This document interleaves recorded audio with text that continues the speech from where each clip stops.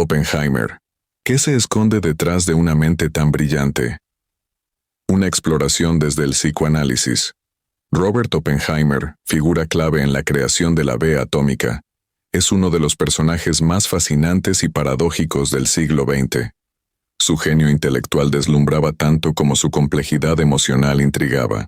Era un hombre capaz de hablar 6 idiomas, recitar a los poetas en sánscrito, dirigir equipos científicos con autoridad y sensibilidad, y a la vez sumirse en angustias profundas por las consecuencias éticas de sus descubrimientos. Comprender qué se oculta detrás de una mente tan brillante exige una mirada psicológica más allá de los logros visibles, una exploración hacia los recovecos inconscientes, las tensiones internas y los mecanismos psíquicos que dieron forma a su personalidad.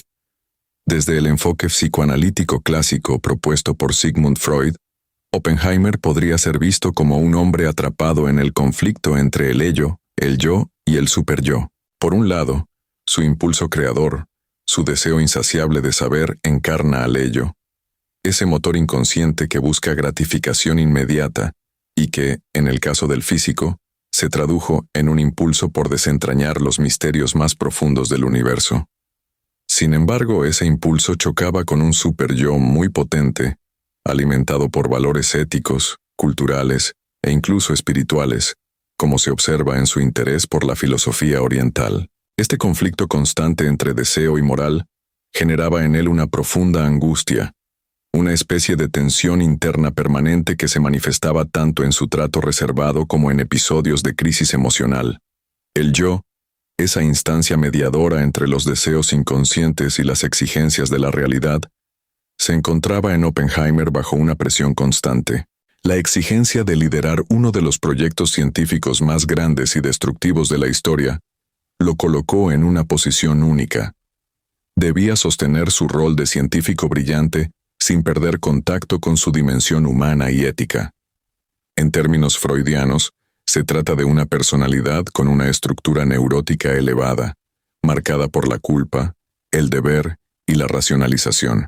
Su propia frase al ver detonar la primera B atómica, "Me he convertido en la muerte, el destructor de mundos", revela una profunda identificación con la culpa, casi como un acto de expiación o resignación trágica. Carl Jung, por su parte, nos ofrece otra perspectiva complementaria. En su teoría, el ser humano está compuesto por una serie de arquetipos inconscientes que dan forma a la personalidad. Uno de los más relevantes en el caso de Oppenheimer es el arquetipo de la sombra, aquella parte reprimida de la psique que contiene los aspectos no aceptados de uno mismo. Oppenheimer cultivaba una imagen pública de gran control, sabiduría y sofisticación intelectual, lo que Jung denominaría la persona, es decir, la máscara social. Pero en su sombra habitaban miedos, contradicciones morales y deseos destructivos que él mismo no podía integrar del todo. En lugar de confrontarlos directamente, los proyectó simbólicamente hacia afuera, a través del desarrollo del arma más letal creada por el ser humano hasta ese momento. En este sentido, el Proyecto Manhattan fue tanto una hazaña científica como una manifestación inconsciente de su conflicto interior no resuelto. La psicóloga Karen Horney aporta otro ángulo esencial para comprender la mente del físico. Su teoría gira en torno al concepto de angustia básica, generada en la infancia por entornos inseguros o contradictorios, y que lleva al individuo a desarrollar estrategias neuróticas para sentirse seguro y valioso. En Oppenheimer, es posible intuir una necesidad intensa de validación a través del logro intelectual. La forma en que buscaba constantemente impresionar a sus colegas, su estilo pedagógico brillante pero distante, e incluso sus conflictos con la autoridad durante su juventud, podrían interpretarse como intentos inconscientes de combatir esa angustia básica. En lugar de buscar afecto o pertenencia de forma directa, lo hacía a través del reconocimiento intelectual y del poder del conocimiento. Horney explicaría esta conducta como una neurosis del logro, donde la persona cree que solo siendo excepcional puede merecer respeto y cariño. Por su parte, Alfred Adler, fundador de la psicología individual, planteaba que detrás de cada personalidad sobresaliente suele haber un sentimiento de inferioridad compensado. Oppenheimer, pese a su notable inteligencia, no estaba libre de inseguridades. Su baja autoestima en la adolescencia, sus dificultades para establecer relaciones afectivas estables y su tendencia al aislamiento podrían leerse como expresiones de ese complejo de inferioridad.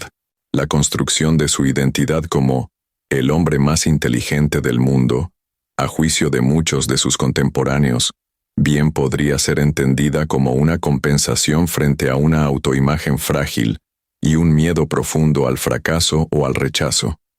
Su necesidad de ser indispensable, de estar en el centro del avance científico y político, habla de un impulso adleriano de poder, muchas veces vinculado con heridas no sanadas de la infancia. El caso de Oppenheimer también permite reflexionar sobre cómo la brillantez puede ir acompañada de una intensa fragilidad emocional. Ser un genio no es sinónimo de equilibrio psíquico. A menudo, la intensidad cognitiva convive con tormentas afectivas que, si no se elaboran de forma saludable, pueden llevar al individuo a situaciones límite. En el caso del físico, su genialidad fue inseparable de su conflicto ético, su sensibilidad cultural y su búsqueda incansable de sentido en un mundo que él mismo ayudó a transformar radicalmente. Comprender a Oppenheimer desde estas perspectivas no busca reducir su vida a una explicación clínica, sino humanizarlo. Detrás del físico, del científico, del símbolo histórico, había un ser humano con temores, contradicciones y aspiraciones profundas. El psicoanálisis y la psicología nos permiten mirar más allá del mito y acercarnos a la complejidad emocional de un hombre que, en su genialidad, también encarnó muchas de las tensiones más hondas de la condición humana.